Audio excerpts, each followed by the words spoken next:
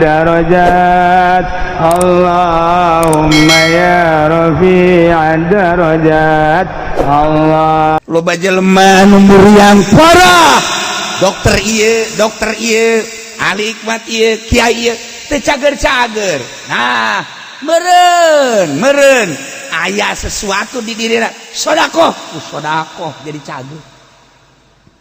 teu saeutik teh jelema nu kos kitu.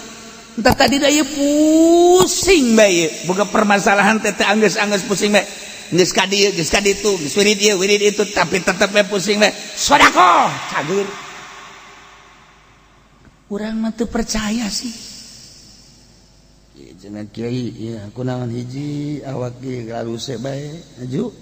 nomor kadua puyeng bae penyakit ka dokter mah geus cek dokter panyakitan geus dirongsen sagala geus di USG masih mah tuh meureun hamil.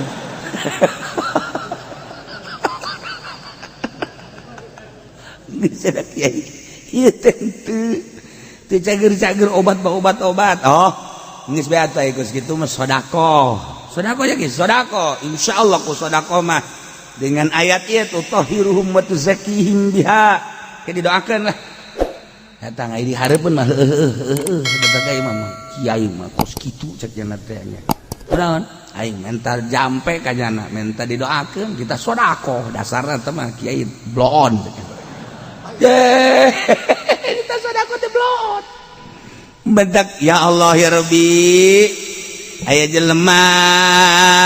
nya pelit makan jelema pelit mah bakal didaroakeun teu beres ku batur. Ingat ka dongeng Abah bae dongeng Abah teh akan aya jelema boga gudang barang sok dipalingan bae ku jelema teh geus ka ahli hikmat geus make herder geus dipalingan keneh bae tah ieu kumaha ieu carana bebejakan ka Abah kiai jadi ieu kula masyaallah boga gudang-gudangna tuh barang di palingan teh beres-beres. Ya Allah ya Rabbi geus bake centeng satpam herder tapi tetep maling bisaan jasa cakeun geus eueuh deui kos kitu mah ulah deui cara sedekah bae sedekahna ka dinya bae ka urang dinya sedekahan ge insyaallah mah toh kiai kurang kumaha ih hayu geura ge sedekahan insyaallah mah dilaksanakeun da kunyana sedekah kayak saminggu deui ka dieu sedekah bener bae hebat. Nah jelema datang dah tuh dek maling sianya dek maling nu pahajinya ya goblok lamun sia dek maling ya aing padahal dijanten naon henteu padahal mah ngadibereji samsu doang tapi kan kabeuli eta jelema awas ya geura maling nu pahaji ya aing kalang dadana dititah henteu naon henteu ta sedekah teh manjur tah mah kabur atuh deuk maling teh meunang 2 poe kadinya deui aya deuk maling teh sia deuk ka mana sia lontar-lontor kadinya deuk naik sia ka luhur jalan tukang deuk malingnya goblok sia yo ye aing tatanggana ye lamun sia deuk maling kadinya jeung aing sia tarungna teh cak pamalingan pun jadi kos kieu tuh ye tuh eta gara-gara sedekah coba lamun teu sedekah sia deuk ka mana maling paling habak ye eta sedekah teh kos kitu paling enggak tanggung jawab aing geus. Emang kunaon si pelit. Eta sedekah teh nyat paman sorangan. Eta Abah teh dongeng Abah teh bocah ka harti kan urang ku logika ka harti. Lamun pelit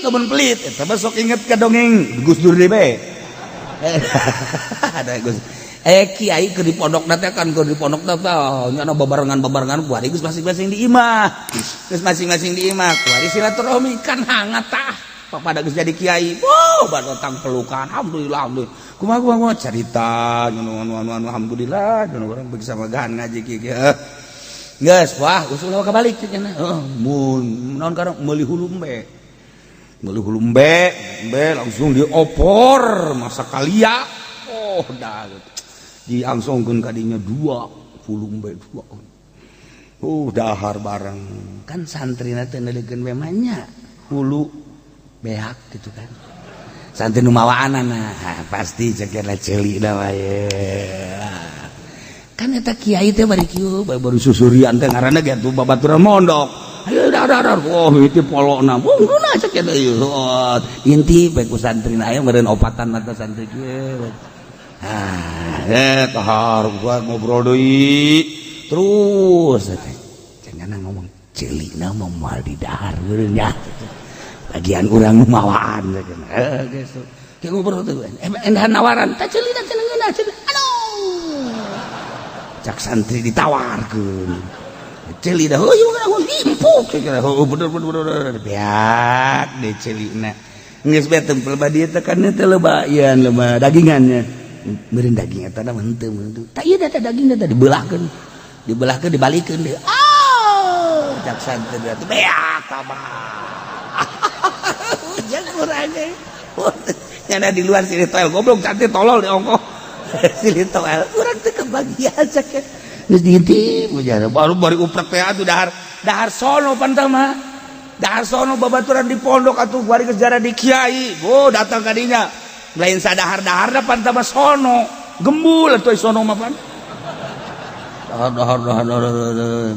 nyanang harewas letahna mah moal heuh cek ya berarti urang kebagian letah urang dua sepatu geus tikiran we ye sepatu dibukakeun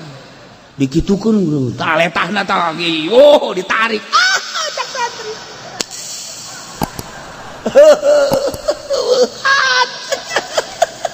beak kabeh beak dibulak-balik tinggal tulang doang aduh orang kebagian caina caina diangkat arah nasi cak santri tah Gus Dur mah lain naon nyana mah kos kieu tah di tukang kumaha teh cak santrina dasar kiai perlit cenah teh murid ge ka kiai ngadoakeun teu bener ka penuh pelit eta pan murid ka guruna eta di perlit kabeh ge beak kabeh jeung cai-caina teh cenah teh tah eta Gus Dur bisaan murid ge tetep ka guruna ngadoakeun pelit bae kurasaan pelit jadi teu ngadoakeun bagus tah mantap ge ulah urang lamun dahar-dahar ieu sanu mawaan da atuh pasingkeun jan mawaanan yo urang lamun ngadahar kadu teh ulah deuk beakun kabeh ieu bapan si eta mah si eta mah jurig ngadoakeun teu beres jurig ngadoakeun teu beres eta mah kos ngadahar lauk jeung huluna cak meng teh tek uga ledeg gitu ujak aingan sakali cak meng atuh mah datang ka kuari larang sadan hirupna nya kos kitu ujang baturan saeutik-eutik acan wayahna geus atuh urang mun kado tah ieu nu mawaan saha ieu 3-4 nyamplung mah bikeun urang ngadahar ulu embe atuh ai letah-letah nama bikeun gitu bawaan tah ka ditu tah aya keneh pan bawaan keneh nyana geuna pelit ceuk teh tah eta jadi eta sedekah teh sedekah masyaallah nyat paman urang sedekah nyat paman urang ka jadi kumaha ge eta kodongeng Ki Asad da kan Ki Asad eta kapan murid ke Khalil eta kumaha gitu di masjid rame naon rame leungit sendal bae asal Jumat tarurun leungit sendal asal Jumat tarurun leungit sendal wah bebejana kan ka kiai urusan kos kitu bebeja ka kiai atuh urusan sendal makan kiai ge kadang-kadang leungit kunaon bebeja ka kiai atuh gimana teh bebeja ka kiai bae kiai kudu leungit sendal ieu mah kadang ieu di lokasi kiai cek nya teh nu kumaha ieu cek kiai teh puai ge leungit goblok sia kunaon bebeja ka aing tapi kan teu kitu kiai mah tetep we cek nya ke urang tarekaan lah urang tarekaan ngintip ieu ngintip itu tetep we di palingan keneh wah deui cek Hasan teh gengna ku aing kudu aya geng di dieu geng pamalingan kan panggil bere rokok teh panggil deui bere rokok deui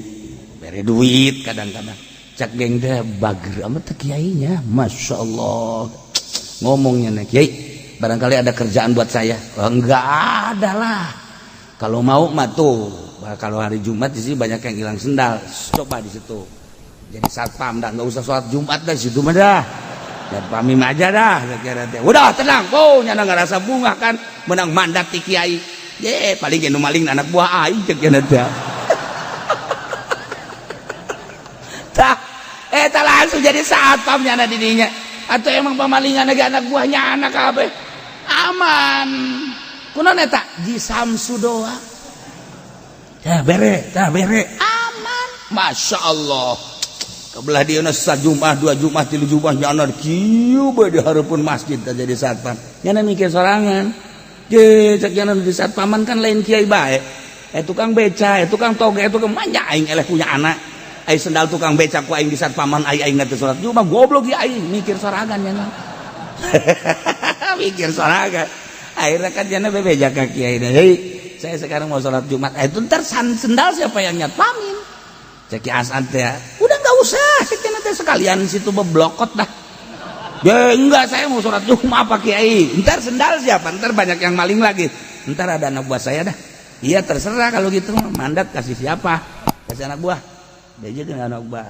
lu gua mau sholat Jumat nih bos mau sholat Jumat iya atuh gak jadi geng lagi bos masa geng sholat Jumat jangan banyak omong loh udah awas tuh ya sendal gua tuh awas yang terutama sendal gua ya sama sendal kiai sama yang lain mas bodoh dah awas loh ya kalau kedengeran ada yang kecolongan lu yang gua babet waduh akhirnya si geng sholat ya sholat Jumat Allah Akbar biasa sholat Jumat berikutnya sholat Jumat cak itu anu dititat ya aing teh kapan geng kene emangnya aing titah nyat paman sendal geng aing goblok meureun atuh aing mending salat Jumat cek cenah teh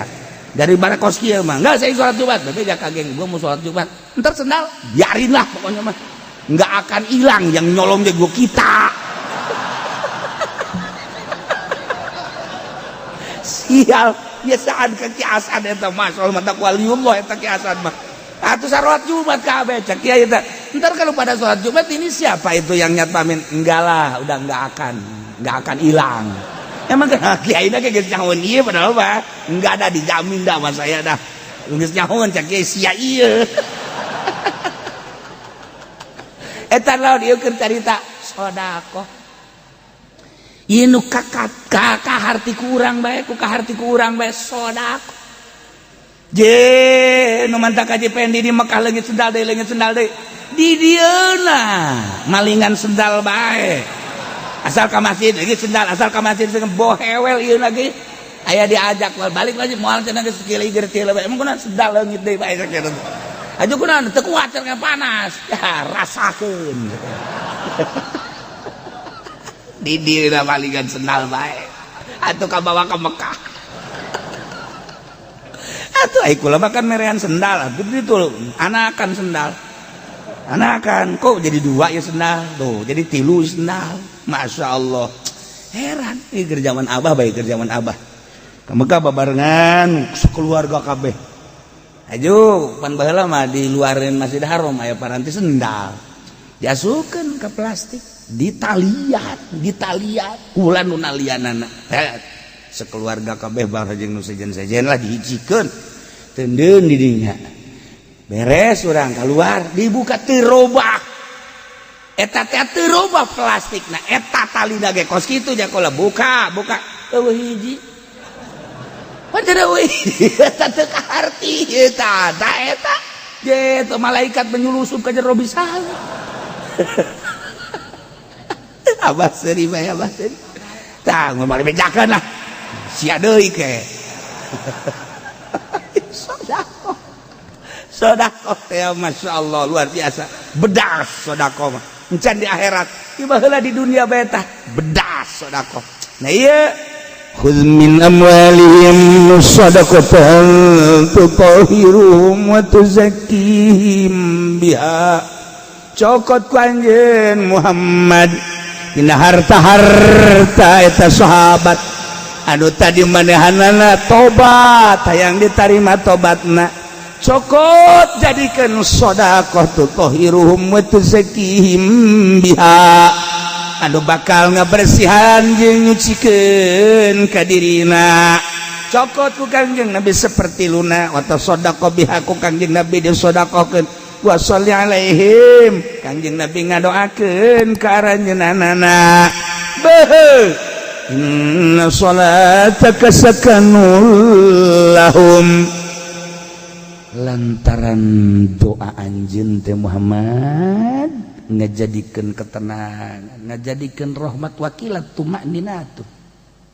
ngajadikeun tenang. Sebab naon? Ku doa Kangjeng Nabi teh biqabuli taubatihim, diterima tobatna endeu kumaha teu senang. Wallahu sami'un, Gusti Allah maha ngarungu, alimun maha uninga. Kajen teuing kumaha ge urang ieu sejuta kali dosa, ai urang babalik mah Allah maha uninga, maha ngarungu. Ulah sieun-sieun rahmat Allah mah gede. Dek babari hayang diterima tobat teh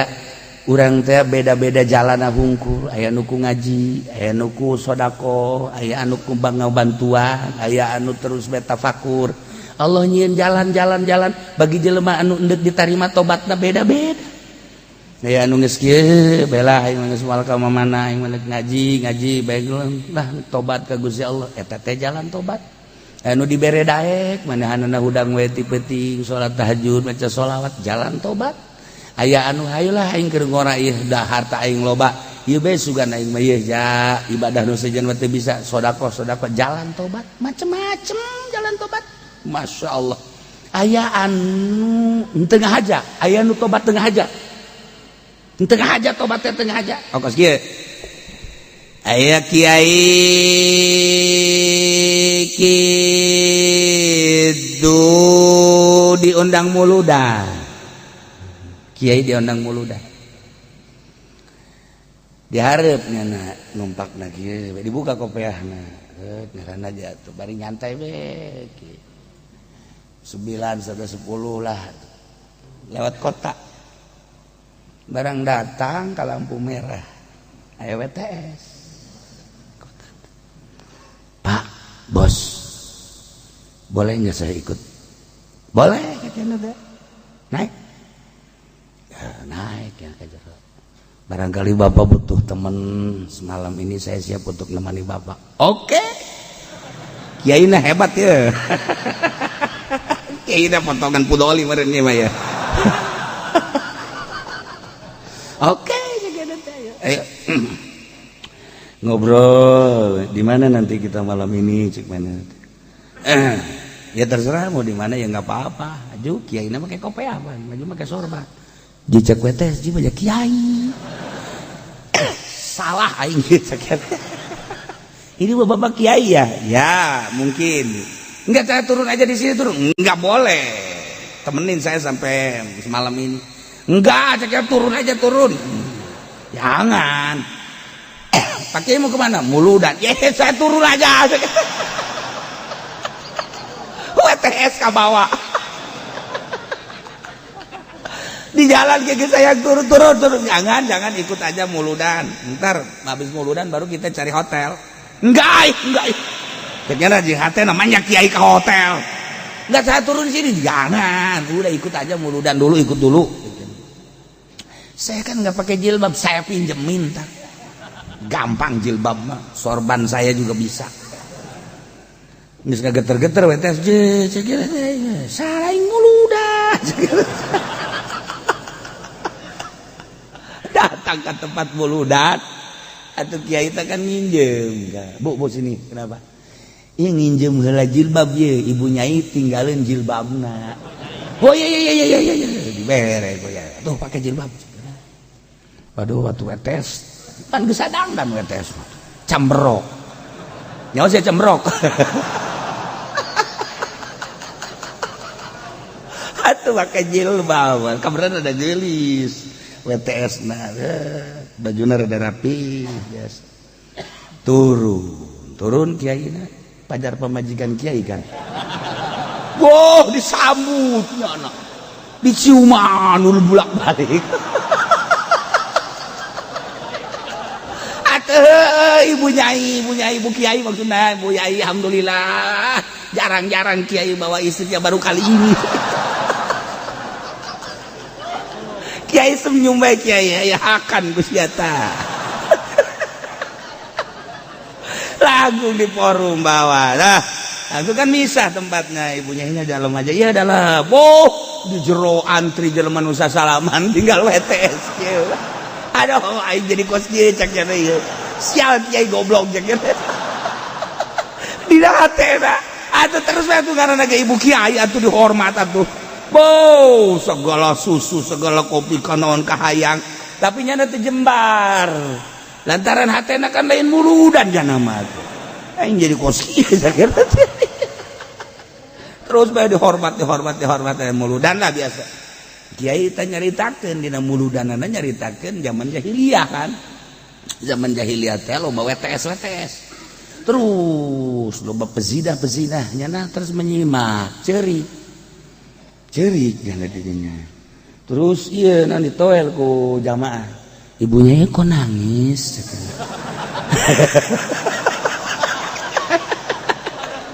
Kunaon nangis teu nanaon sedih ibu nyai sedih ngadengi suami ngomong kos gitu sedih. Ya Allah ya Rabbi atuh kabeh ge tanu hadir dirinya ceurik nyeung ceurikan ibu nyai ceurik kabehan. Masya Allah salokasi eta ceurik kabehan. Ini di luar kunaon sih carerik ibu nyai nanganekeun suamina ceurik atuh mah nya cenah urang teh ceurik deui bapak. Masyaallah tinggal eta WTS mah bingung goblok cek cenah teh aing diceng ceurikan ku kabehan. Selesai ceramah beres langsung kan balik terus bebeja tanu diinjeman jilbabnya bawa aja cek cenah teh enggak usah dikembalikan. Oh iya terima kasih cek kiai udah ya pakai nyai cek cenah teh bagi kasinggung bae nya unduk naik ka mobil geus usah salaman ka nyana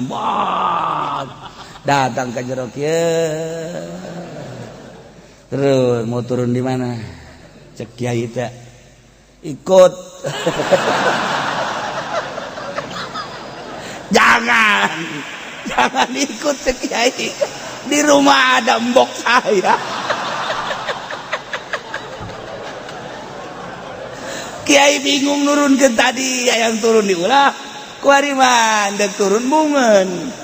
wah bahaya cek kiai nya WTS di pan waduh atuh lahirna dia omongan sada itu menang mah cek nya tetep kuda turun bae turun dibere berkat bere deh duit ala kadar gitu. Balik ceri WTS kieu bae nya di markas jana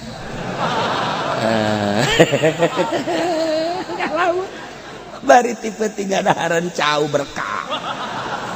berkat sangu berkat terus ya neuleuh nya dibere duit aya meureun 1 juta mata ku kiai teh ngalamun langsung tekad Gusti ya Allah ya Rabbi horenganan jelema mulia teh kos kitu cek nya aing ieu teu kanyahoan teu nyaho aing WTS dicariuman ku kabeh leungeun aing dibulak-balik cek nya teh eta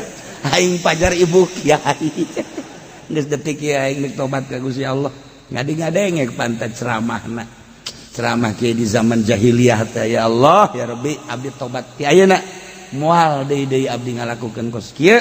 horenganan masyaallah karim jauh jeung kehidupan abdi eta teu kanyahoan tah teu karasa tah tobat teh kan teu ngahajat tah gara-gara ngagoda kiai demen teh ge goda kiai kabablasan sia tambah deres kiai du digoda ana wali harus modal si eta itu jangan hayang digoda Masya Allah tapi naon eta keur carita hikmahna dibere duitnya na kikieuan bae ya Allah ya Rabb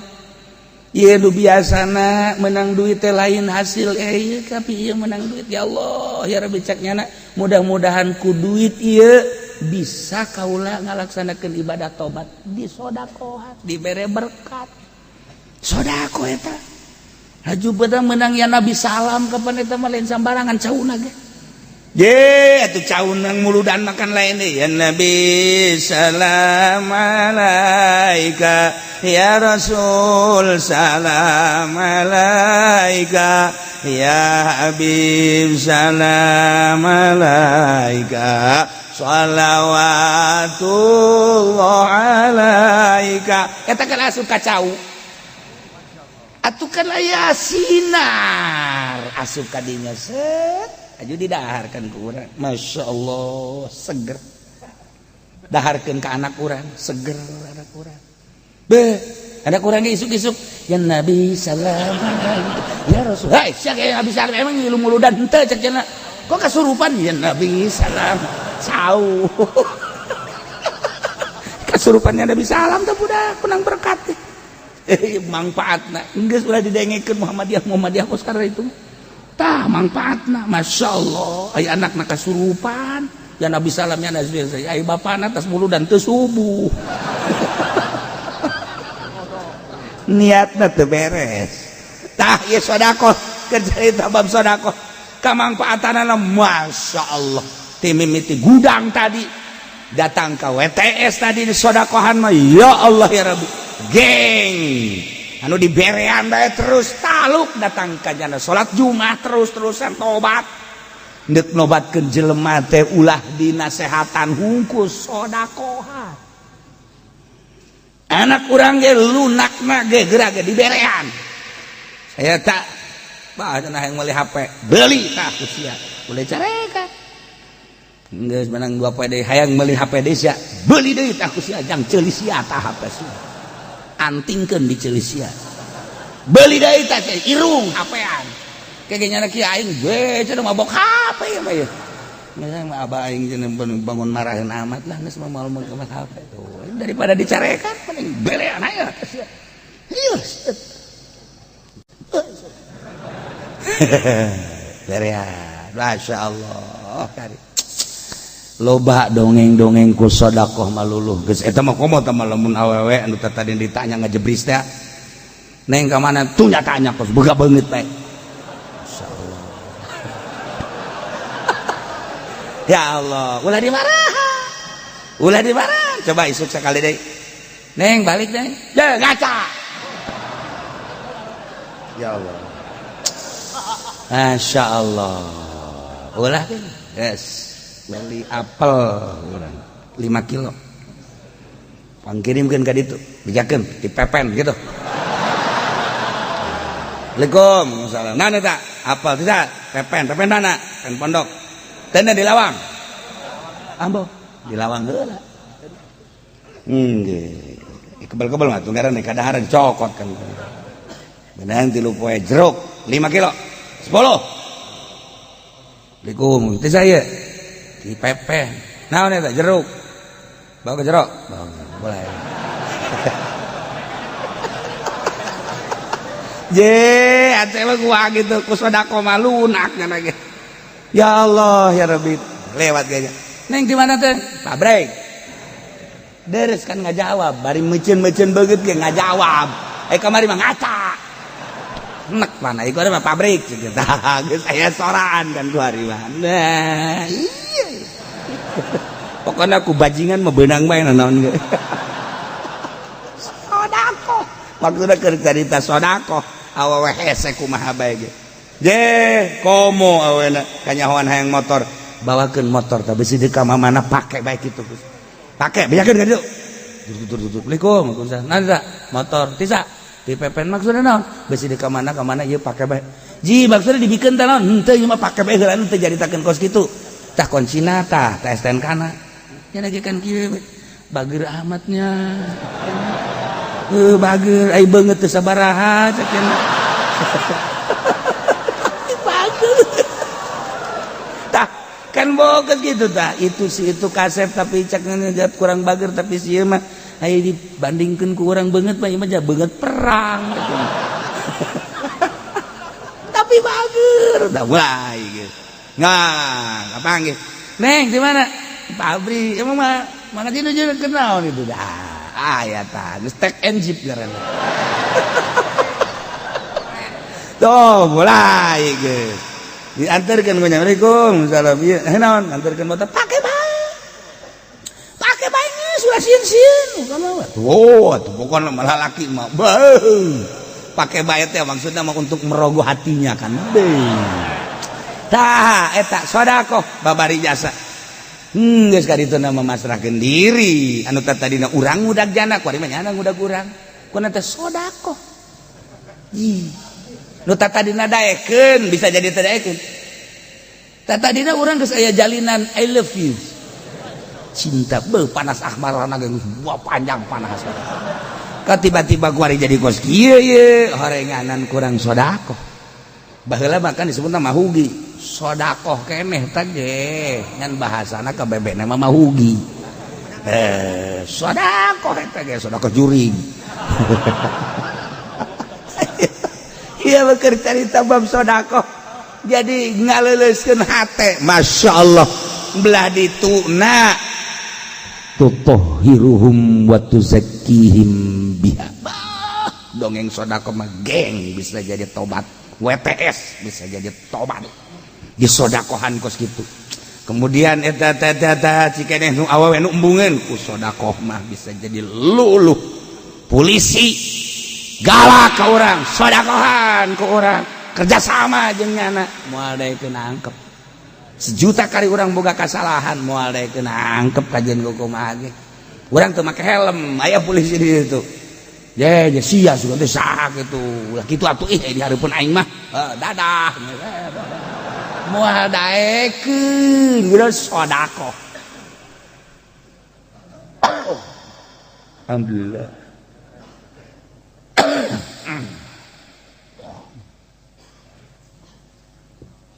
ieu keur carita asli da khudz min amwalihim shadaqatan tutahhiruhum wa tuzakkihim biha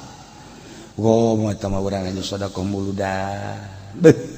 di masyarakat kanyahoan Mang Haji Pendi cenah kunaon sedekah mulut teh lain nyokotan sedekah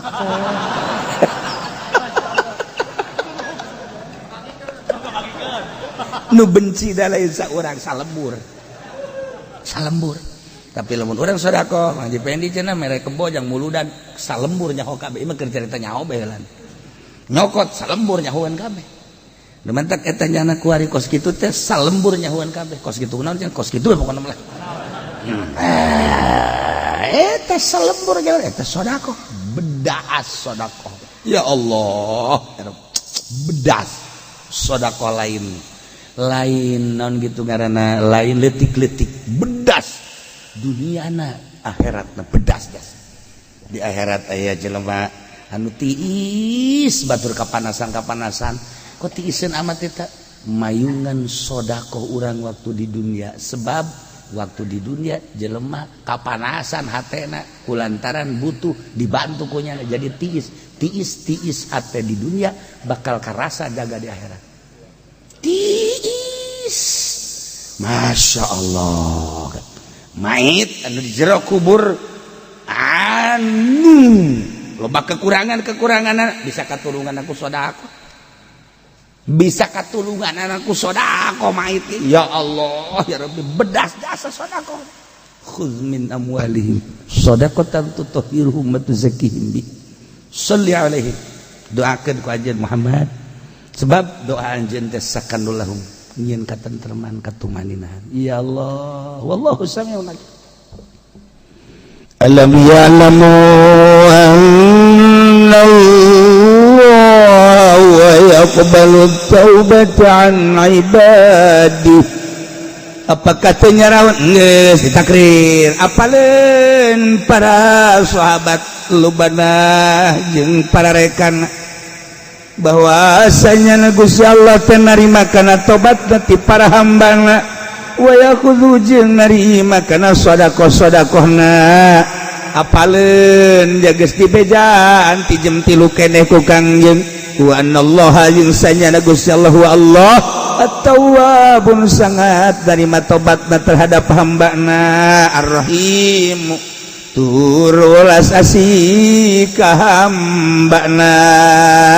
memantak di dia istifham li takrir tujuan daripada istifham ieu teh ngahudangkeun kana tobat ngagerakkeun kana tobat jeung sedekah supaya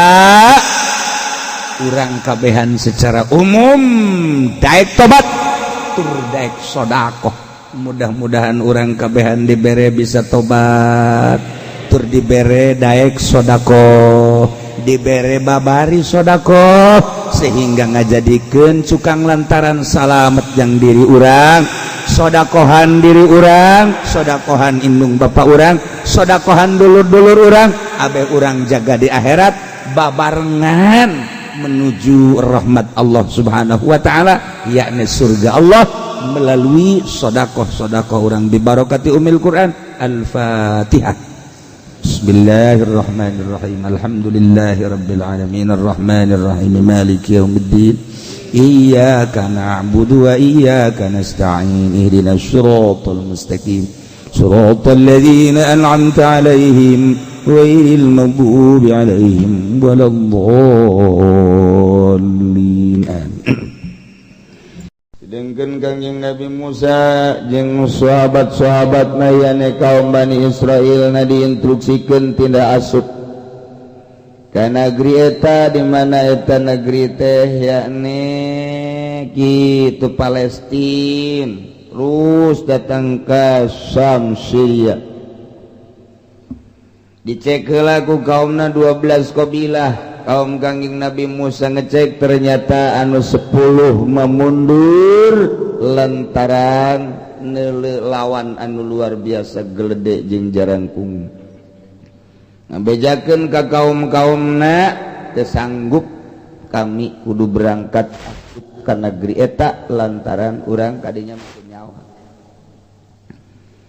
Tapi nu dipingping ku Yusha bin Nun Kikalib.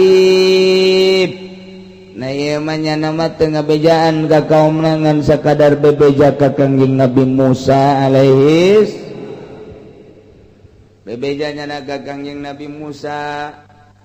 Ya kaum teu galode mah Kangjeng kumaha ulahna le gedena. Kangjeng Nabi Musa pokokna mah urang berangkat lawan. Sebab instruksi Allah moal pati-pati urang diinstruksikeun ku Gusti Allah lamun memang ieu urang bakal cilaka moal kajeun ku kuweul kajeun teh jarangkung gede pasti ieu tanagana mah lembek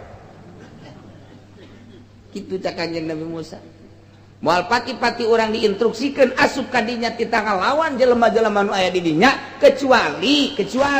eta jelema teh moal henteu cak Gusti Allah eta teh sangkilang jangkung sangkilang gede ge naonan pasti eleh urang bener oge cak eta Kangjeng cak Yusha mantap nya mah geus teu ngabejaan ka kaumna tanya ku kaumna Yusha kumaha eta sanggeus dicek di ditu di Palestina jelema-jelemana kumaha naonan menang urang kajeun ku kumaha ge kami mah deuk nurut kumaha cak pimpinan bae tah nu 10 golongan mah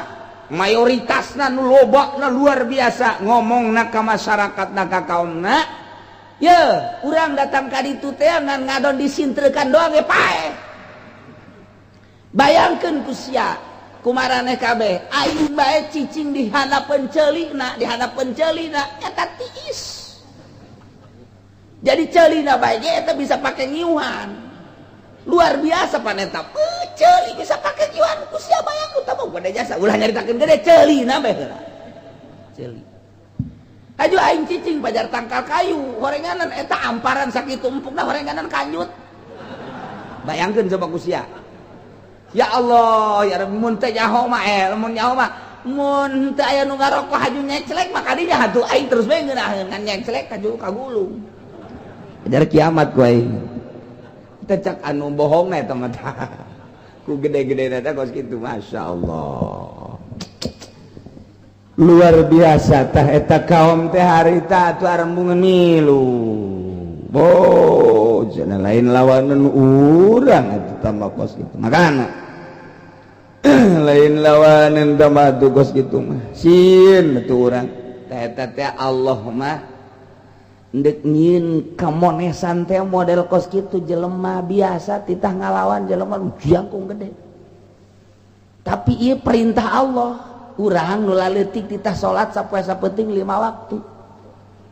Ai baheula nu galaledengan sawaktu doang, baheula mah pan jelema teh 2 kali lipat urang ye. Jalangkungna teh 2 kali lipat urang, lamun urang 1,5 meter, nu baraheula mah 3 meter, tapi salatna ngan sakali doang. Aya nu maghrib doang, aya nu isya doang, aya nu subuh hungkul. Urang mah laletik tapi 5 waktu pan pohara.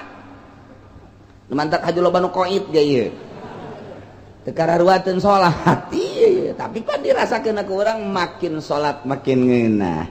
Malah tambah jeung rawatibna qobliyah jeung badiahna. Malah mah hayang keneh salat tambah salat duha, malah hayang keneh tahajud. Beuh, mantap keloba nu geus tarangna harideung dipantau-pantaukeun. Ieu teh Quran ku ngeunah-ngeunahna ieu salat dinaheun. Masyaallah. Teh kos kitu. Gusti Allah teh nyieun kitu kamonesan seperti eta. Nah, ieu umat Kangjeng Nabi Musa nu 10 ngomongna kadari qalu ya Musa inna lan nadkhulaha abada. Wahai Musa cek kaumna nu 10 golongan, inna lan nadkhulaha kami kabehan moal asup ka eta ardal muqaddasa abadan, datang ka irah ge moal bae kami mah. Madamu fiha salila jelema-jelema nu jarangkung gede teh aya di kota eta di negeri eta kami moal ka ditu, datang ka irah ge moal bae. Ku ari mah ulah hese-hese Musa, ari mana deuk maksakeun mah ka ditu cak kaumna ieu. Fadhhab anta wa rabbuka, maneh bae berangkat ka ditu duaan jeung pangeran, perangan habek. Eta ngomong teu kira-kira Pak. Eta ngomong nyungkun pohara jasa. Musa, ai maksa-maksa teh mah. Tadab anta wa rabbuka faqatila inna hauna qaidun. Maneh bae Musa berangkat ka ditu jeung nu nitah ka maneh pangeran. Los perang duaan ka ditu inna hauna qaidun, kami mah deuk di dieu bae moal perang. Gideug Kangjeng Nabi Musa, masyaallah, ieu si kaum ku pohara-pohara. Kangjeng Nabi Musa di dunia langsung prihatin, hatena kurang kumaha memehna geus dibere nikmat nu sakitu luar biasana. Dibere nikmat kamonesan ti Gusti Allah anu luar biasa. Jajaba ku ari teh dibere awak anu sakitu poharana, gararagahna, jangkungna, gedena, sedang aya diinstruksikeun titah perang moal semata-mata dititah ku Gusti Allah lamun moal pimenangeun, tapi geuninganan geus kapiheulaan ku perjerih, geus kapiheulaan ku borangan sieun. Tati dinya Kangjeng Nabi Musa prihatin komo meureun mun teu dibere nikmat. Ieu mah meureunna embung jasa ngahareupan perintah Allah teh. Urang kuari titah ngazakat sote kapan dibere nikmat ku Gusti Allah lancar usaha tu mantak naon cak Allah ku aing pan sia geus dibere nikmat. Dimimitina ge dibere lancar usaha sia ta kuari mah geus aya sani soban kaluarkeun eta ta eta make teu daekeun keneh bae komo meureun mun teu dibere cacakan dibere nikmat bungeun keneh bae. Takos kitu teh kuari dibere nikmat maneh teh ieu teh munggah haji mangan saukur 30 juta 35 juta 40 juta hayang plus mah mungkin 70 juta. Eta teh maneh pan dibere nikmat sabaraha taun ku aing sakali bae sia munggah haji, tapi teu daek keneh bae buang ka warah. Itu eta teh insya Yahudian wa insya Yahudian aw Nasranian. Payamut jelema dibere nikmat tapi teu daekeun ka Mekah keneh bae padahal geus disop awas paehna mun teu jadi Yahudi jadi Nasrani. Eta pan ancaman ti Gusti Allah, dibere nikmat heula ku Gusti Allah teh. Ya Allah. Wari urang diberi nikmat teh geus teu kahitung nikmat wa ta'uddu nikmatallahi la tuhsuha. Dibere sehat, dibere boga mobil, dibere boga motor, pamajikan geus sehat, malah marencana dek nyandung di jeung urang Lampung, mun teu kanyahoan kuno kolot mah. Nah, eta teh apa nikmat tah. Mantak naon gunakeun urang pake ibadah, ngaji. Keur teu ngabesan mah heula ngaji.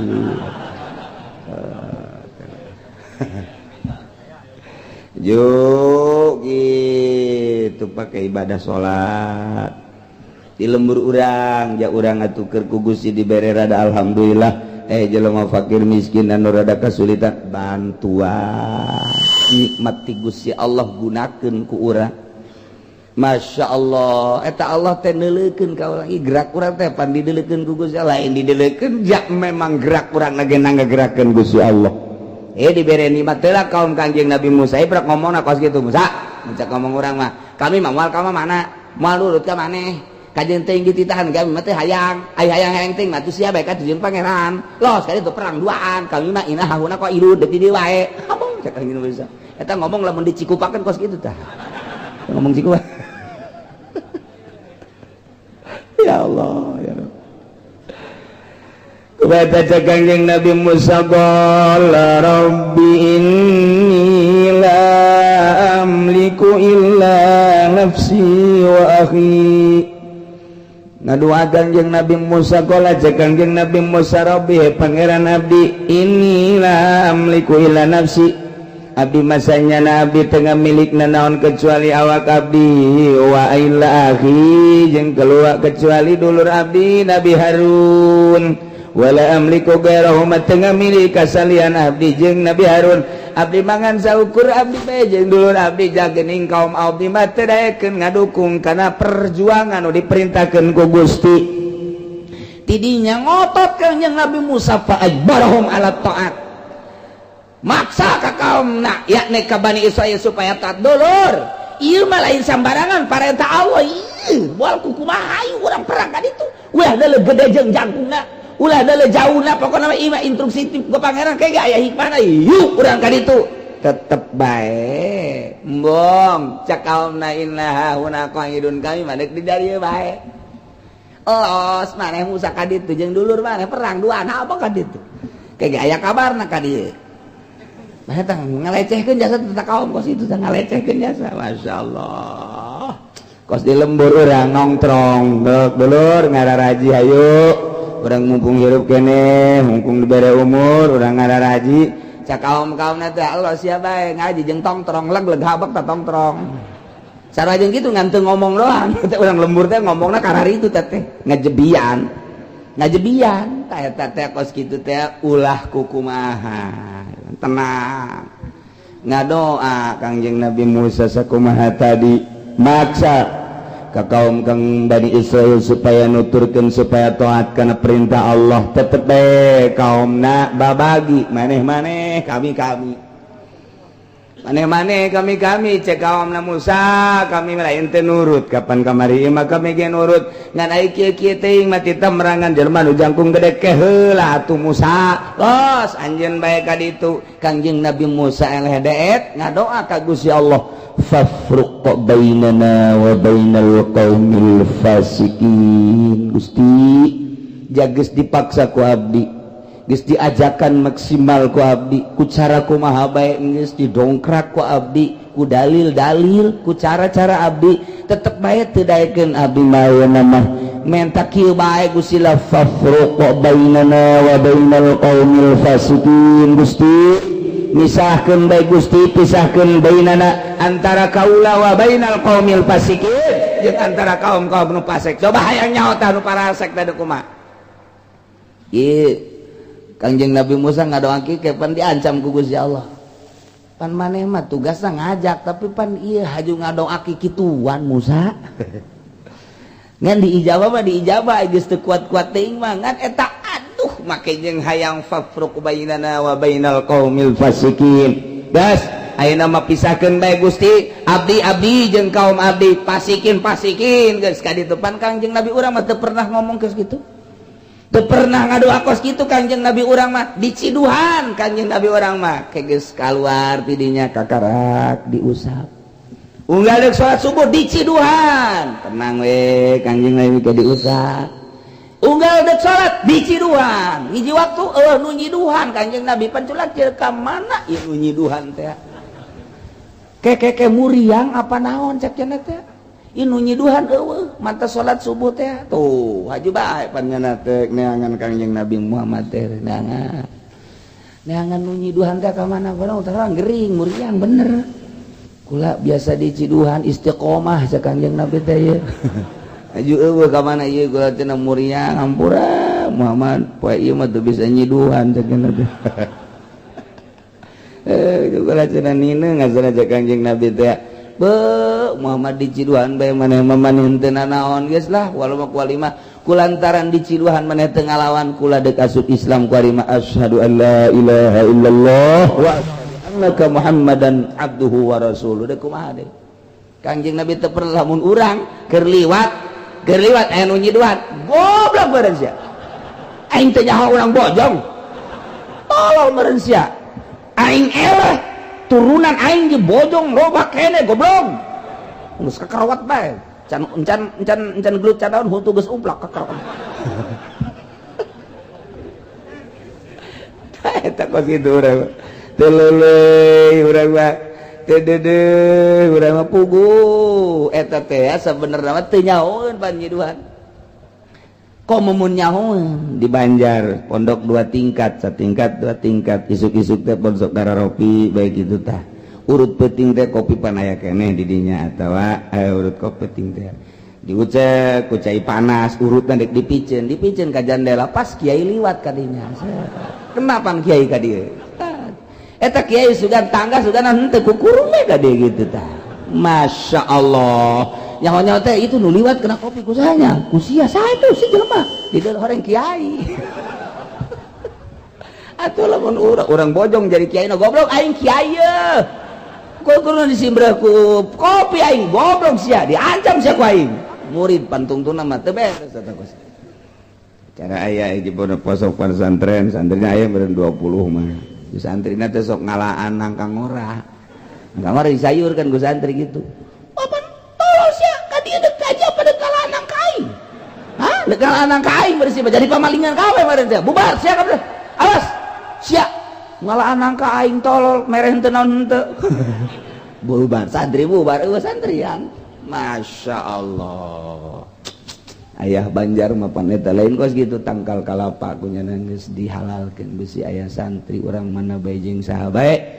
haju ngalak ka kalapa ayah teu bebe jadi halal eta pohara jadi kiai teh mantak atuh geus dihalalkeun kitu tuh santri sadaek dah tuh ngan teu dituar doang tangkalna Masya Allah eta kiai tuturkeun mah kos kitu mantak kula inget bae mantes pesantren di Garut ya deuk pesantren ka mana ulah sakal marum ka ditu bae ka Banjar bae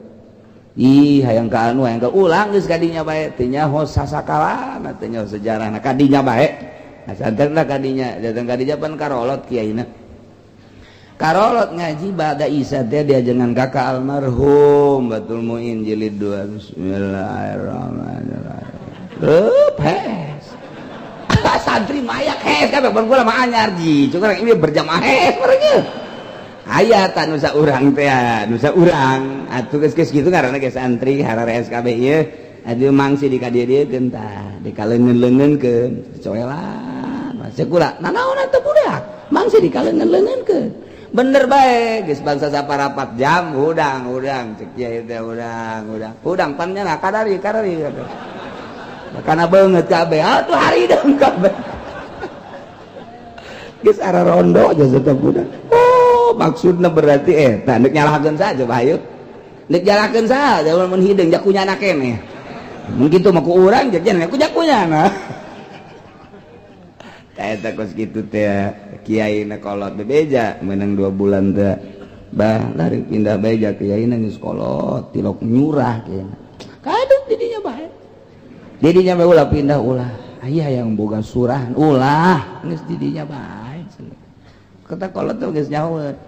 daripada boga surah macem-macem tapi turunan kiai na nanaonan ieu mah turunan wali ka ditu tak Masya Allah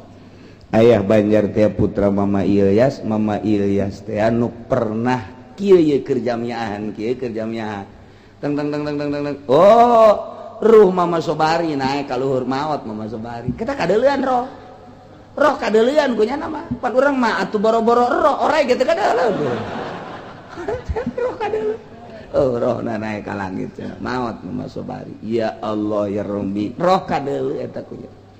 Mama Sobari teh murid Mama Khalil tah Mama Khalil Bangkalan jadi deket jasa nasab ilmuna ke para wali paingan titeh didinya baik orang kos gitu ayah mata tanggal kalapa nu ieu kabeh beusi ku santri di aralaan halal caknya teu kudu bebe jadi bahkan loba empang napanya lauk emas geledek beusi aya santri nu ngaralauk halal keneh we atuh santri bae akal bae ku santri unggal poe ngalahan lauk guru nanti dijualan doang ka lauk eta gua ku soleh nah ieu mah kakarek ngalagori bae goblok sia ka dieu sia deuk Haji Amil pada kalahan gori pamalingan sia balik sia atuh balik kabeh santri ngan 15 balik kabeh eta geus kitu jadi leuleuna pohara madak Imam Abi Yazidil Bustami ditanya ku muridna mama abdi mah rek naros bae saumur hirup ieu nu paling bungah naon 2 cek nya saumur hirup ku nu paling bungah 2 naon kahiji cenah kula eta keur di masjid datang aya nu nampiling bae jebret ngeunaheun cek nu nanya sia nampiling eta nikmat jasa cek nya teh ngeunaheun jasa masyaallah nomor kedua kula keur cicing di sisi aya nu nyiduhan blok ka dieu kabeget asana nikmat 2 saumur hirup nu nikmat teh eta sebab didinyalah kula diangkat jadi wali naik derajat teh ketika ditampiling ceger oh iya gerak Allah langsung naik derajat begitu kula sakali deui keur geus manteng ibadah ka Gusti aya nu juduhan juplok bae kula sadar ieu teh gerak Allah langsung bae naik jadi kutublek eta lah kanikmatan kula urang mah teu nyaho maknana sih di ciduhan teh atuh nu nyaho nu kadeuleuna atuh silak besi Cibande geus kieu-kieu emang aing geus kebal teu ngalegel jelema. Teh nyaho mana? Lamun nyaho manana mah urang keur dimuriangkeun teh keur deuk diangkat darajat tinggal narimana sadar apa teu sadar. Ditampiling teh gerak Allah teh. Urang teh tinggal narimana bae kumaha mun narimana sadar sasadar-sadarna ieu teh moal semata-mata ditampiling lamun teu digerakkeun ku Allah naik derajat urang. Lamun urang hajo nyileuk tolol meureun sia turun derajat urang mun urang geus diangkat jadi wali turun mun encan jadi wali mah merosot tamah atuh mantap ieu jadi kiai teh nu hesena teh lain maca kitab mah gampang nu hesena teh tak ketika masyarakat ngomongkeun ka urang kiai kos kitu dituturkeun ulah kieu ondo tamah tah eta teh narimana urang alhamdulillah meureun manan kitu ge eta teh nang gerak Allah aing teh teu bagus naik derajat urang tek naik ulah aja awas yang ngomong deui teluh siapa tak ilmu eta nu hese mah ilmu maca kitab maca kabeh gebara bisa tah ketika di lembur teh aya nu ngahina teng kumaha sikap urang kamana ieu loyogna batin urang masyaallah sedengkeun kabeh jelema dek negakeun agama Allah moal tangkap teh dicoba ku Gusti Allah SD bae ge dicoba dek naik kelas atau komo ieu pisolihinin piwalieun coba ku Gusti Allah lamun bisa ngulinkeun batina sadar sasadar-sadarna narima naon keputusan ti Gusti Allah urang aing ngadoa mah bisa bae narima teh kitu dan kitu ngaranna ba'dal qada kitu narima ba'dal qada ngeunaheun jasa ta doa ti Kangjeng Nabi teh supaya bisa narima sabada diputus ku Gusti Allah ulah ngarasula eta ngadoa mah ngeunaheun jasa teh tapi ketika praktekna coba tah ketika dikodokeun ku Gusti Allah gering dikodokeun ku Gusti Allah loba nu ngomongkeun dikodokeun ku Gusti Allah teh aya nu nyatruan kumaha sikap urang tek eta nu hesekna deuk naik pangkat teh kos kitu ieu Kanjeng Nabi Musa ngadoa fafruq bainana wa bainal qaumil fasiqin Gusti bes jawarapan Kanjeng Nabi Musa mah mantap doa lagi kos kieu atuh dah Kanjeng Nabi Musa mah terkenal jasa jadi lantaran boga lawan Firaun jadinya nama luar biasa ieu nya Kanjeng Nabi nya Rasulnya jadi jawara ieu na ge teu kecekel kuduan nya gede sebab lawanna Firaun Pak mantap ngomong lagi capetan Kanjeng Nabi Musa mah jelema tangkas gagah sebab disesuaikan jeung lawan Kangjeng Nabi urang mah leuleuy nyaahan dedehan asihan boro-boro kanu bager kanu teu bager ge boro-boro kanu nurut kanu teu nurut ge masih keneh didoakeun keneh bae. Masyaallah alhamdulillah urang boga Kangjeng Nabi Muhammad sallallahu alaihi wasallam anu di mana engke hudang teh lain mikiran sorangan umat kula mana hudang ti kuburan teh nya mah henteu mikiran sorangan nabi-nabi nu sajen mah kumaha aing nya mah hudang lain ummati mana umat kula nu pangeulana ditanyakeun ku nyana ayeuna Jibril cekeuna mana Jibril malaikat Jibril aya datang ka dinya aya naon cak Kangjeng Nabi Abu Bakar mana Sayyidina Abu Bakar Umar mana Utsman mana Ali mana tah ditanyakeun maksudna deuk lawan ieu umat geura tulungan hayu geura ka mah tah eta mikiran umat pan pohara jasa mata rugi lamun ku ari teu loba maca shalawat ka Kangjeng Nabi Muhammad sallallahu alaihi wasallam rugi jasa lantaran teu kadeureuh sinarna lamun urang sering maca shalawat mah kadeuleuh tuh urang Cikupa tuh sering maca shalawat tuh ngan budak teu bagus ieu maca shalawatna ya kunaon hayang naik pangkat adalah aduh Kangjeng Nabi ya Allah matagi ngadoana pohara Kangjeng Nabi Musa lantaran jawara aju boga lawana Firaun menang jeung Firaun teh ieu kaumna kuari buang kawara teu nurut kana instruksi ti Gusti Allah nu disampaikeun ku Kangjeng Nabi Musa alaihi salam tah geus bang kawara jasa eta pan ngomong pohara tah geus kieu bae babai cak kaumna tuh ayeuna mah lah cak kaumna ieu idab anta anjeun bae Musa warabbuka jeung pangeran anjeun kaditu pakotilah hauna inna hauna qain perang maneh duaan kami mah deuk cicing bae di dieu pan eta ngomong lain lalagaan nyungkun anu pohara jasa ngajebian anu pohara jasa sia kaditu nanti Kangjeng Nabi Musa setelah maksa supaya taat tetep bae taat ngadoa fafraq bainana wa bainal qaumil fasiqin besi pisahkeun antara abdi jeung kaum buang kawar para rasek pisahkeun hai nyawa coba tungtungna beakan amat Musa cek Gusti Allah tengah doa ai geus eta nurut Musa beakan abah ye tapi ku Allah diijabah qala fa inna muharramatun alaihim 40 sanatan yatihuna fil ard fa innaha cek Gusti Allah qala ta'ala lahu ngajawaban doa Kangjeng Nabi Musa fa innaha sanyana Abdul Muqaddasah yakni Palestina Syria terus ka ditu muharramatun alaihim diharamkeun ka Bani Israil nu bangkawarah ka pasikeun kudu arah asupnya na kadinya moal bisa asup antepkeun bae 40 sanatan 40 tahun nya moal bisa asup kadinya antepkeun Musa 40 tahun yatihuna yata'ayyar bakal dibere bingung bae kaditu moal bisa balik ke moal bisa muncak urang mah yatihuna teh kasarung cek bahasa wetan mah di urang mah kasarung teh artina kata limbang kadinya deui tah ieu kos potongan bapak kata limbang kadinya deui kana kolot teh kata limbang ngaranna eta mun nyaho kata limbang eta kasarung cek bahasa priangan mah kasarung kata limbang bingung kadinya deui liwat kadinya deui ta eta teh bakalna kos kitu dalekeun Musa lantaran maneh geus ngadoa fafruq bainana wa bainal qaumil fasiqin ku kaula eta kaum nu buang kawarah teh bakal dibere ka sarung kata limbang balik moal bisa kaditu moal bisa 40 tahun kata limbang 40 tahun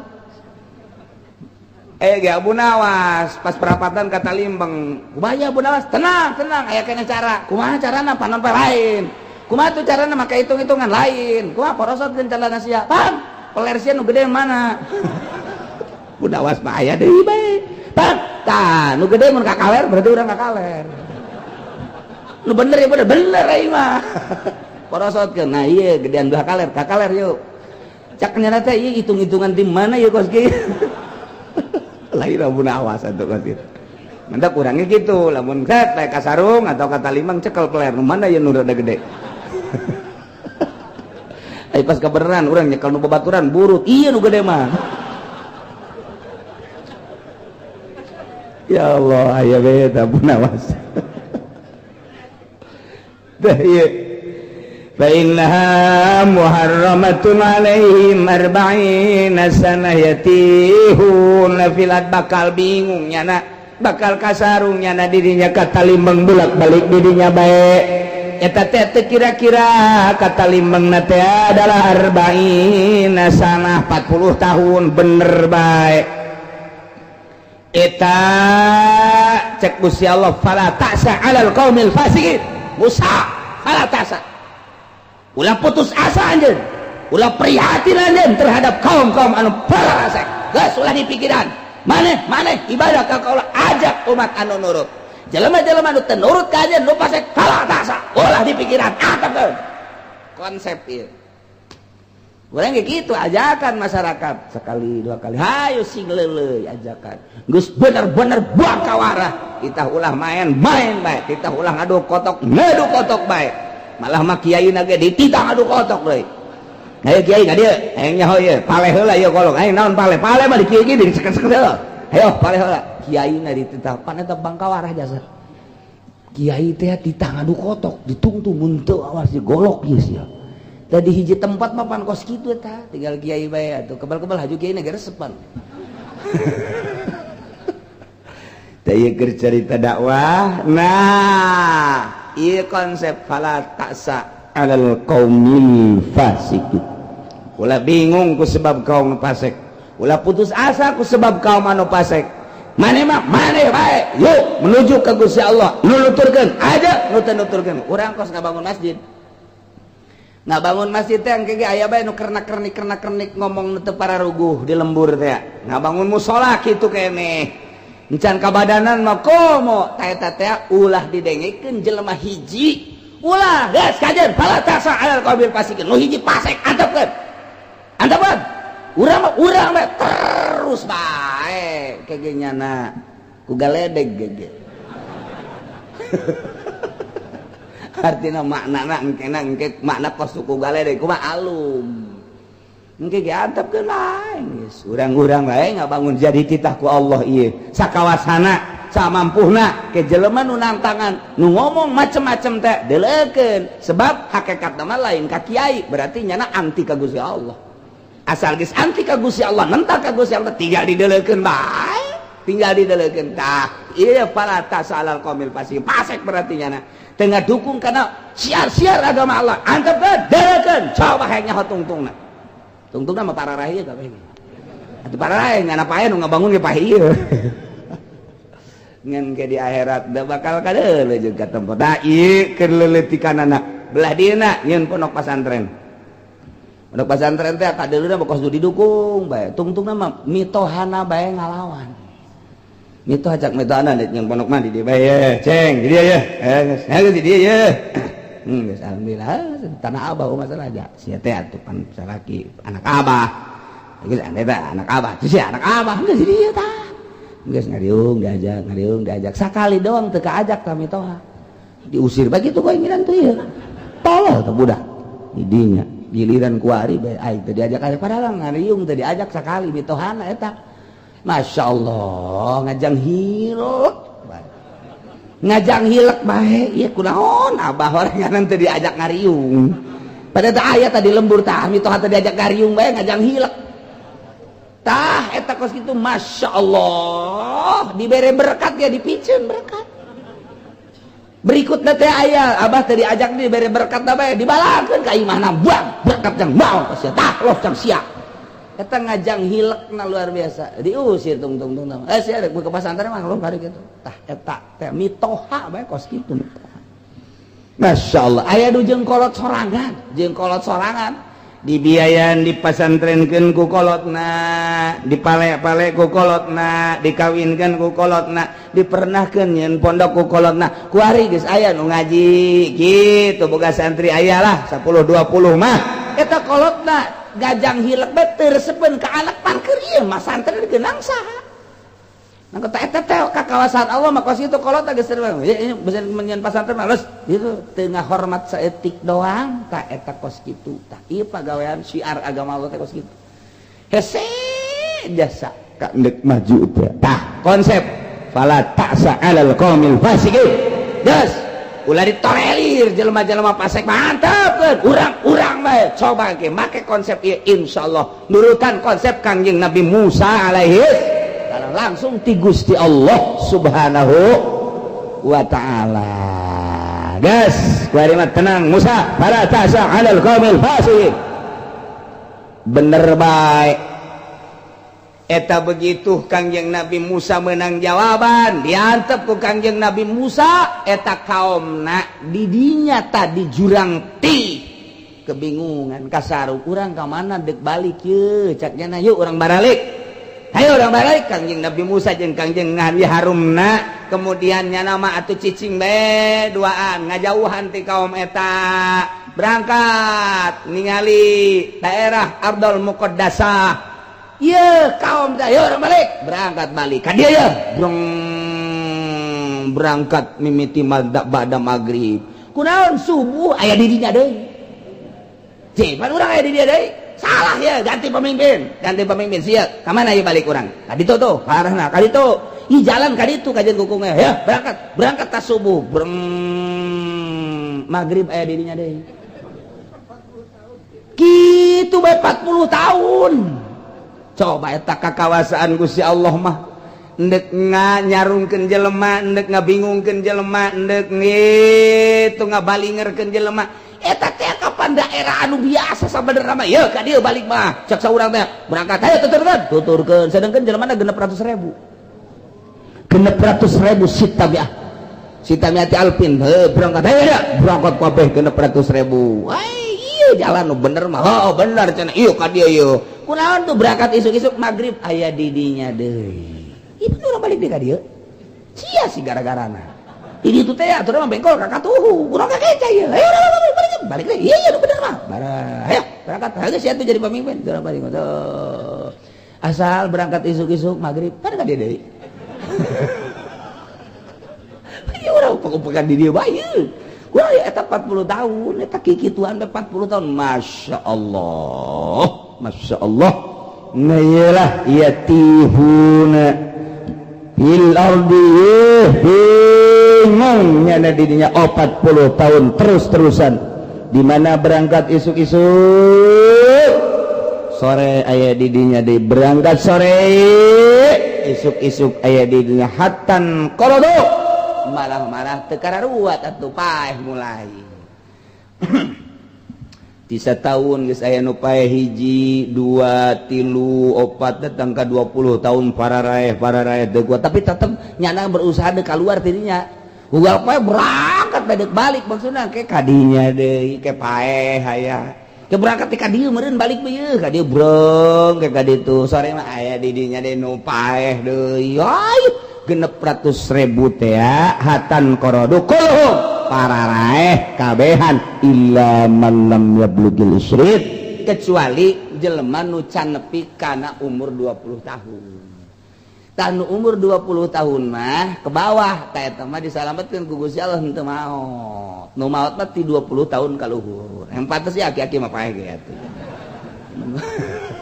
20 tahun ka handap ku Gusti Allah can dimaotan. Jumlahna 600.000 600.000 entak wa mata Harun wa Musa fitih Kangjeng Nabi Musa sareng Kangjeng Nabi Harun maot didinya di jurang tih Kangjeng Nabi Musa maot didinya Kangjeng Nabi Harun ge maot didinya maka jurang tih teh rahmatan lahuma jadi rahmat ka Kangjeng Nabi Musa jeung Kangjeng Nabi Harun wa azaban liulaika jadi siksa pikeun kaum-kaum nu pararase kabeh mah didinya blek pararaeh kabeh 40 tahun bulak-balik jadi siksa ku Gusti Allah. Masya Allah mantep Kangjeng Nabi Musa mangadoa ka Gusti doana ayyudniyahum minal ardil muqaddasah ramyatan bihajarit Gusti abdi mah mun maot nyuhunkeun bae sabalangan bae ta kadinya tah ka Palestina sabalangan teh memehna lah deket berarti mentak diijabah ku Gusti Allah jadinya langsung Kangjeng Nabi Musa dipanggil dongeng dipanggilna nu sakumaha didongengkeun teh jol Kangjeng Nabi ekang malaikat Jibril alaihi salam. Waalaikumsalam. Mananta anak Jibril, naon Jibril gade. Hebat jasa Kangjeng Nabi mah ka Jibril teh tenang we. Iya instruksi ti Gusti Allah mal kebal deui cenah mah. Oh masalah, naot penting di dia deket ka ditu nya. Ardol Muqaddasah geus pamitan bae pileuleyan ke paprok deui ke geus bae Kanjeng Nabi Musa di dinya bae saminggu kemudian datang malakal maut diutus ku Gusti Allah. Waalaikumsalam. Ananta ana Israil malakal maut naon gede tugas kula nyebutnya embung jagaan ya Allah malah kamu maka bae gitu. Iya, cakang malakal maut kiamat sih jadi serius ya, baik gula mah tugas embong, jangan itu mau bakal apa gitu, sanggup kain pak.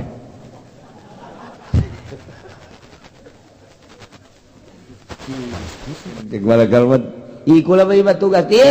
tugas bejakan kan itu, mau ngakak itu, laporkan, nungaran Musa, mal wakayang pak, bejakan. Malakal maut aing kumaha bebejalan kan itu. Aing bisa carekan cenah ku Allah ieu. Ngadoa Kangjeng Nabi teh malakal maut Gusti, hamba Gusti. Ngaran Musa teh Nabi Gusti, Rasul Gusti, diinstruksikan maut pae embungan ja. Kudu kumaha kula mah bisi kasalah embungeun.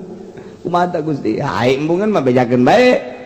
Ya, dibere umur panjang gitu. Tendenkeun dampal leungeunna ka sapi tah eta bulu sapi anu karungkup ku dampal leungeunna eta adalah umur panjang Musa bejakeun sakitu bere umurna. Datang deui Waalaikumsalam nyambut nyawanya lain nambahan geus lapor ka Gusti Allah. Jamahan sakumaha cenah hayangna sakumaha mung setahun 2 tahun mah panjang. Cak Gusti Allah hayang panjang umur masalah dampal leungeun tendenkeun ka sapi ka nyeplek tah eta bulu sapi anu karungkup ku dampal leungeun anjeun eta umur maneh sakitu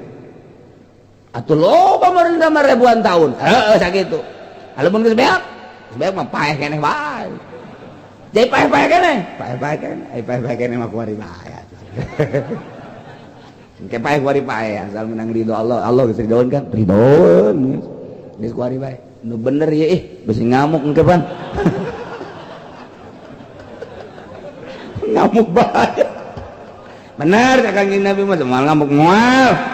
geus ridho jasa ieu kuari ridho pan kamari hayang atuh mah hayang panjang umur bae heulanan pikiran ngan ai panjangna ribuan tahun engke bakal paeh-paeh keneh balik naon kidinya ngising di dinya geus kuari bae geus di dieu teh ta ieu hayang saromyah minal adil muqaddasah sabalangan ka adal muqaddasah geus dia cukup dia deket berbaring Kangjeng Nabi Musa langsung dicabut nyawa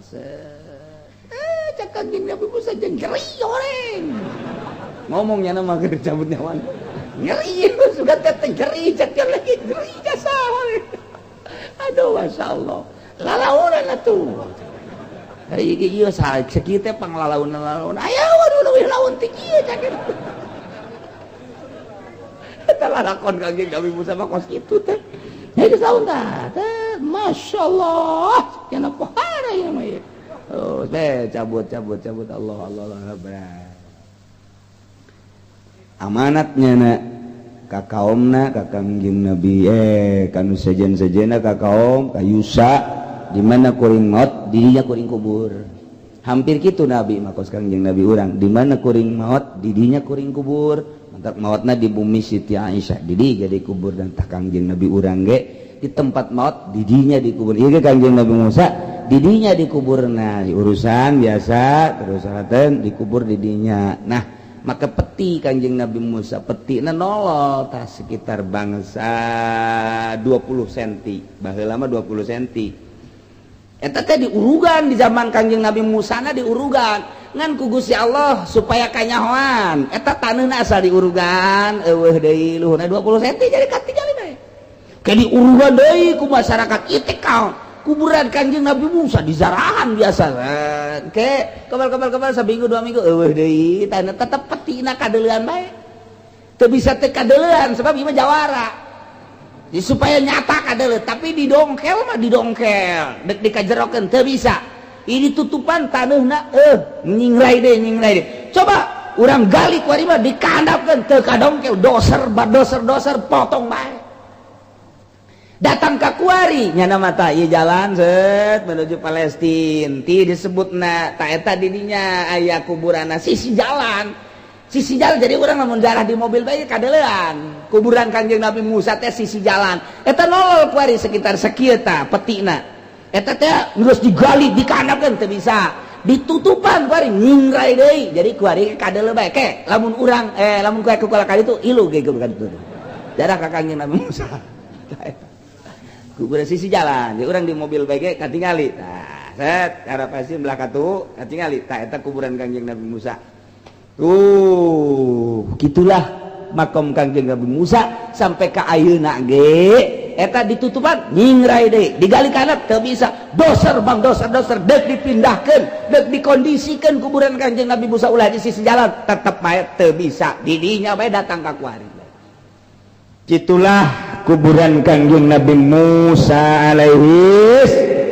salam beres jelema nu 40 tahun di dinya bolak-balik ka dinya bae pae kemudian Kanjeng Nabi Musa nak maut termasuk Kanjeng Nabi Harun mah belah kitu ti Kanjeng Nabi Musa sekitar 10 meter kadinya ta eta teh biasa Kanjeng Nabi Harun mah kahandap biasa henteu nyingrai teh naon malah cak sariwayat mah eta teh geus dipindahkeun ka dieu ka Yaman tapi cak sariwayat mah henteu aya nu ngaku di Yaman kuburan Kanjeng Nabi Harun